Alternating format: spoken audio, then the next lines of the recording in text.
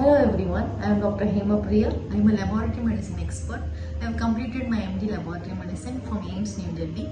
Today, let me start by emphasizing one truth. The era of silo diagnostic is over and integration is the future. Nowhere is this more evident than in laboratory medicine. We had previously seen many of our speakers who had discussed about the laboratory medicine is an integrated branch, which involves clinical hematology, clinical microbiology, clinical biochemistry, immunology, molecular biology, blood transfusion, etc. Today I will be sharing my experience, which I had in AIIMS New Delhi, about how the branch is integrated with actual case examples. So I remember a case, a 28-year-old male who presented to the emergency with history of high-grade fever for the past 1 week, and also he had jaundice. On examination he had splenomegaly. When they sent the blood investigations like CBC, KFT, LFT, lipid profile and routine microscopy, urine microscopy to our department, we found in CBC there was pancytopenia picture.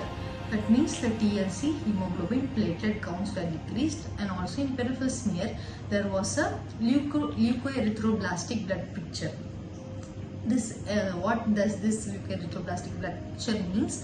The immature WBC lineage, that is the promyelocyte, myelocyte, metamyelocyte band forms were increased, and also the NRBCs were also increased. So this is as LABP picture. So along with this investigation, we also found in coagulation profile the fibrinogen was decreased, and in the lipid profile we saw triglycerides was increased and ferritin was also increased. So these were the positive findings with which we had a suspicion of this case could be a case of hemophagocytic lymphohistiocytosis. Then we had requested them to go for a bone marrow aspirated biopsy, which was done in hematology department in the same institute. There they found this. They found the